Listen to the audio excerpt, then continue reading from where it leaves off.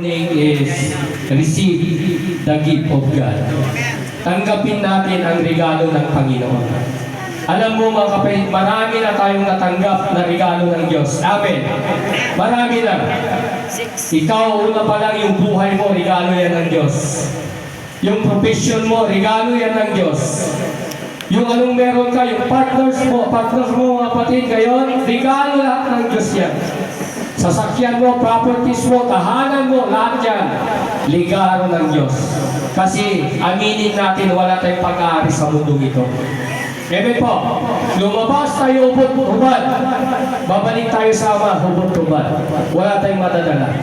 Kayong buhay natin, hiram lang sa Diyos. Amen po. Kayong hiram natin na buhay, lahat ng Diyos na nilikha ng tao, lahat ng nilikha ng Diyos ay mabuti. Kaya balik mo rin yan na mabuti. Amen po. Kaya alam niyo mga kapatid, bago ako papalaot sa ating topic, nais ko lang po mga kapatid, alalahanin kung ano po yung nangyari 2025.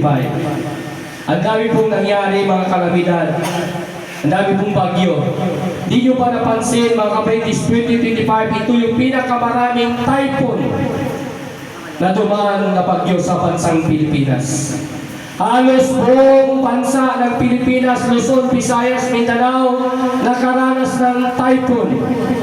Hindi lang typhoon, super typhoon.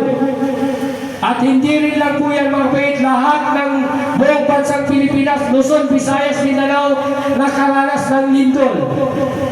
Amen. Bakit may Thanksgiving? Kasi hanggang ngayon buhay ka pa. Amen! Maraming nawala sa typhoon na yan. Maraming nawala sa lindol na yan. Pero ikaw pa rin. Buhay ka pa ngayon hanggang ngayon. Nagpupuri ka pa rin sa Panginoon. Nagdadaos ka pa rin. Nagpapasalamat kay Lord. Mga kapatid, kaya yan pa lang. Pasalamatan natin ang ating mahal na Panginoon. Kaya nga mga kapatid, receive the gift of God. Ano ba yung dabis na regalo ng Diyos? Pera mo. Ano ba yung meron ka ngayon? Lahat yan pansamantala. Pero yung peace gift na ibibigay ng Diyos sa atin, iba po ito, kakaiba. May sakit ka man, pero may buhay na walang hanggan ka. Yung status mo, mahirap ka man, pero may buhay na walang hanggan ka. Hindi ka man nakapag-aral, ang importante dito, may buhay na walang hanggan ka.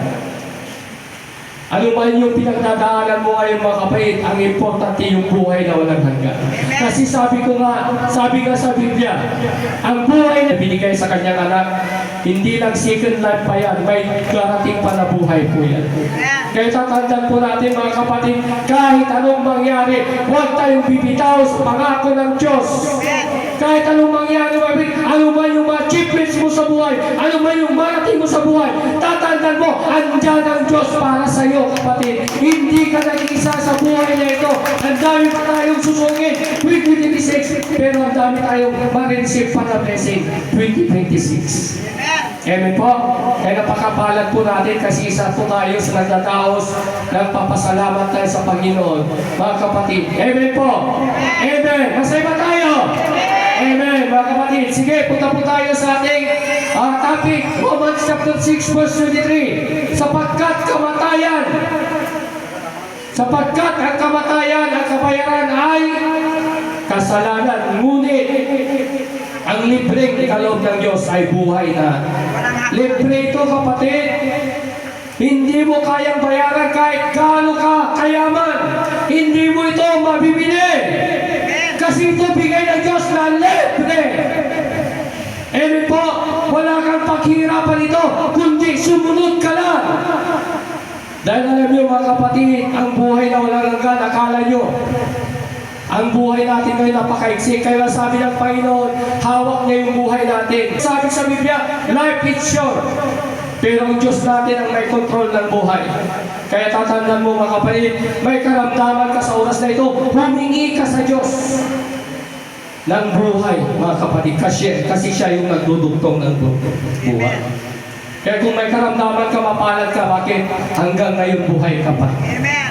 Kaloob lang ng Diyos. Bawat minuto, mga kapatid, na paghinga mo, bawat segundo na paghinga mo, bawat araw na huminga ka, everything gave thanks to the Lord. For this the will of God. Kaya sabi niya, walang oras, walang panahon ang papasalamat, kundi araw-araw tayo magpapasalamat